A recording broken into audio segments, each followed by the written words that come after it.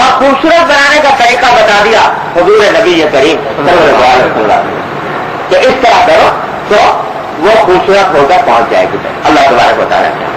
تو ان آداب اور مستحبات کی رعایت کر کے پہنچاؤ گے تو انشاءاللہ ثم انشاءاللہ اس کے اندر برکت بھی ہوگی، اتباع سنت کا نور بھی ہوگا، اجر و ثواب میں بھی انشاءاللہ اضافہ ہوگا. بات صرف دھیان کی ہے،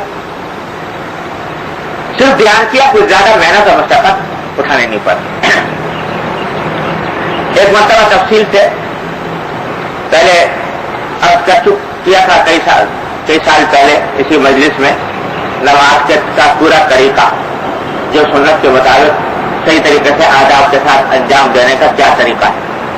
چھپ بھی کیا ہے وہ ایک چھوٹے سے رسالے کی شکل میں نماز سنت کے مطابق پڑھیے اس نام، تو اس کو رکھ لیجیے اپنے پاس، اس کو مطالعہ کیجیے. آج کچھ اختصار کے ساتھ تھوڑا سا دوہرا دیتا ہوں ان باتوں کو، کیونکہ ذہن سے نکل جاتی ہیں، ذہن میں ہوتی بھی ہیں تو توجہ نہیں رہتی، دھیان نہیں رہتا، تو تکرار سے فائدہ ہو جاتا ہے. تو دوہرا دیتا ہوں. اس طرح کر کے نماز پڑھنے کی آج سے ہی کوشش کریں تو انشاءاللہ وہ ہدیہ مزین ہو کر خوبصورت ہو کر پہنچے گا اللہ تبارک و تعالیٰ کے. کیسے ہوتا ہے؟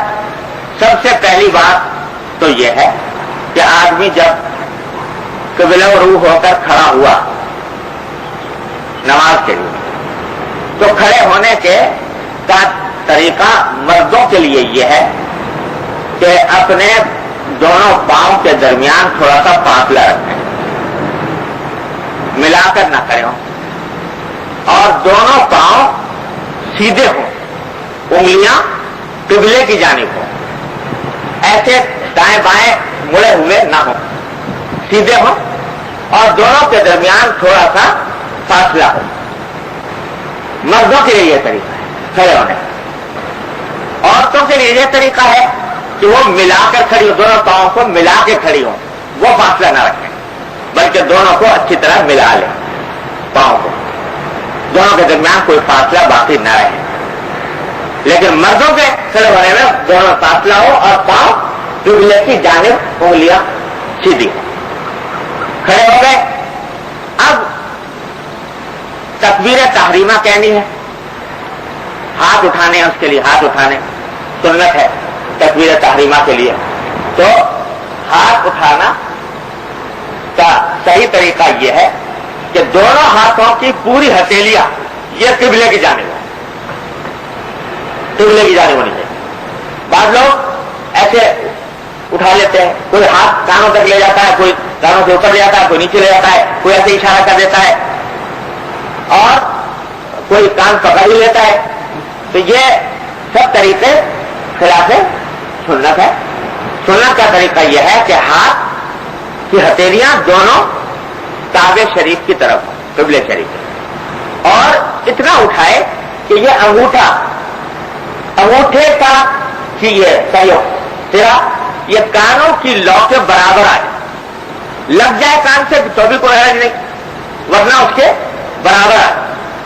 اس طرح اللہ اکبر کہتے ہوئے آتے. اب دیکھیے ذرا سی بات ہے، لیکن ہم بے خیالی میں ایسے اٹھا کے اللہ اکبر کہہ کے ایسے ذرا سا اشارہ کیا، اللہ اکبر کہہ کے نیت باندھ لیا، ایسے کر کے نیت باندھ لی. تو کوئی پوچھے کہ بھائی اس طرح نماز ہوئی کہ نہیں ہوئی، تو فتویٰ یہ ملے گا کہ نماز تو ہو گئی، لیکن وہ سنت کا نور اس میں پیدا نہ ہو، اور اس میں وہ حسن خوبصورتی پیدا نہ ہوئی جو اتباع سنت کی کا خاصہ ہے، اتباع سنت کا لازم ہے. یہ ہاتھ اس طرح ہاتھ اٹھا کر باندھنا ہے. تو باندھنا کہا ہے، مردوں کو ہاتھ باندھنے ہیں ناک کے نیچے، ناک کے ٹھیک اوپر باندھ لے تو بھی جائے گا، تھوڑا سا نیچے باندھے تو بہتر. اور ہاتھ بھی اس طرح باندھے، یوں عام طور سے ایک دوسرے کے ہاتھ ایک کے اوپر ایک رکھ لیتے ہیں، تو یہ صحیح طریقہ نہیں ہے. صحیح طریقہ یہ ہے کہ انگوٹھے اور چھوٹی انگلی سے ایک حلقہ بنا کر اس پونچے کو پکڑ لیں، پونچے کو پکڑ لیا، باقی تین انگلیاں جو بچی وہ کوہنی کی پشت کے اوپر اس طرح رکھ لی. اس طرح پکڑ کے اور یہاں پر ہاتھ باندھ ناک کے نیچے. خواتین کے لیے یہ طریقہ نہیں ہے. خواتین کے لیے بہتر یہ ہے کہ وہ ہاتھ صرف اپنے شانوں تک اٹھائیں, کانوں تک نہیں, شانوں تک اٹھا کر اور سینے کے اوپر ہاتھ باندھ لیں. اس میں یہ سب اہتمام کرنے کی اتنی ضرورت نہیں ہے, وہ ایک کے اوپر ایک رکھ کے بھی اگر باندھ لے تو ٹھیک ہے خواتین کے لیے. مردوں کے لیے وہ طریقہ ہے کہ ہاتھ یہاں پر باندھیں. اس کے بعد سبحانک اللہم و بحمدک باقاعدہ پڑھیں گے, اور اس کے بعد سورہ فاتحہ اعوذ باللہ من الشیطان الرجیم بسم اللہ الرحمن الرحیم پڑھ کر سورہ فاتحہ الحمدللہ رب العالمین. اس میں حضور نبی کریم سرور دو عالم صلی اللہ علیہ وسلم کا طریقہ یہ تھا کہ سورہ فاتحہ کی 7 آیتیں ہیں, تو ہر آیت پر وقف فرماتے تھے. الحمدللہ رب العالمین کہہ کر وقف فرمائے.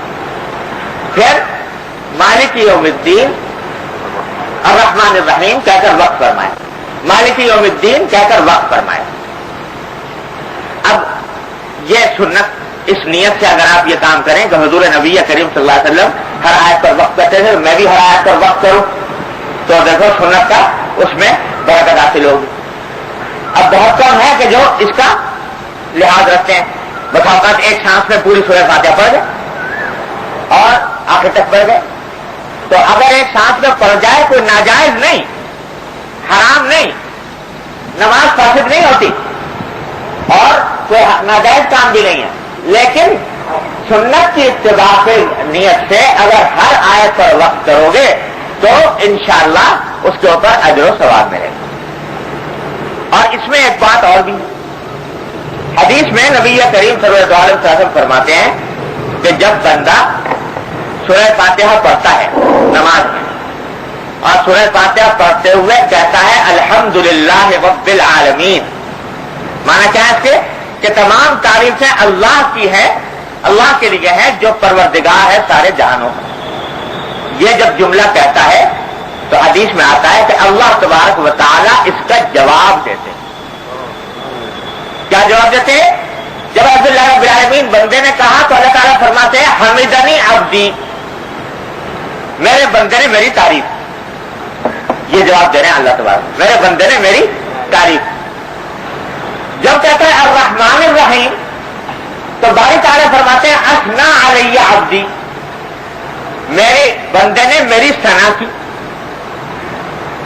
اور جب مالک یوم الدین کہتا ہے تو باری تعالیٰ فرماتے ہیں مجدنی عبدی, میرے بندے نے میری بزرگی بیان کی.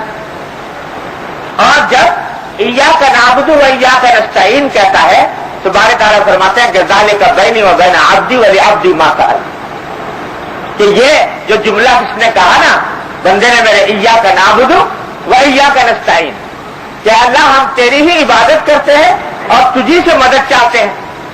تو جب یہ کہتا ہے تو بھائی صاحب فرماتے ہیں کہ یہ جملہ میرے اور میرے بندے کے درمیان ہے, میرے اور میرے بندے کے درمیان ہے. یعنی یہ ایک ایسا جملہ ہے کہ جس میں آدھا کام میرے بندے کا اور آدھا کام میرا, میری عبادت اور مجھ سے مدد مانگنا بندے کا اپنے معاملے کے سلسلے میں.